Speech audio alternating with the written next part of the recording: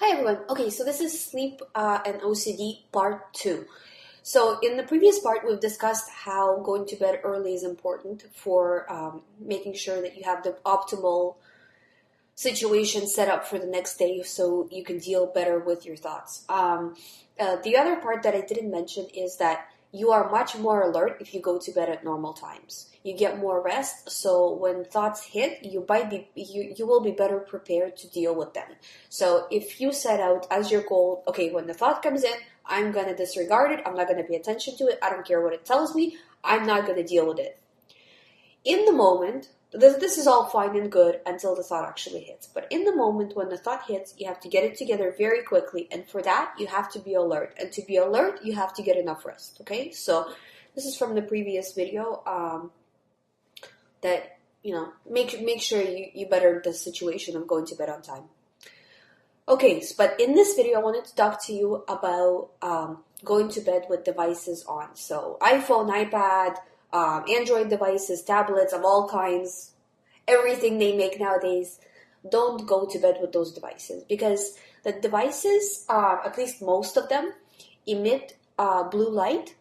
And what blue light does is it sends a signal to your mind that it's daytime. It makes your mind more awake because especially if you're in a very dark room, like, you're in bed in a dark room looking at a device, your mind starts to get confused whether it's night or day because you're supposed to be getting ready for bed and slowly kind of things should get darker and darker. Ideally, you shouldn't have a device in your hand looking at a bright screen for 3 hours before bed. That's probably unrealistic for most people, but as much as you can cut it down, please cut it down because the importance of it is it's basically crazy important that you figure this out because first of all it throws off your body rhythms, which throws off your serotonin. Second of all, you are holding the device very close to your body, so especially for women, there has been some research that it says that this can cause breast cancer because your EMF is going right from the device to you, especially like iPads, they emit very high EMF. And you don't want that next to your body for a long time. The other thing is because your natural rhythms get thrown off, just because of that, not because of having the device close to your body, but just because you're looking at the device, you're much more likely to get cancer. Now, new research shows. I don't know exactly how it works, so I'm not going to pretend that I do. But if research shows that this is happening, and then it was something I read this somewhere that it was like 10 times more likely to get cancer. It wasn't like it wasn't just a little bit more likely, it was insanely more likely. So I'm telling you, get that device out of your bed.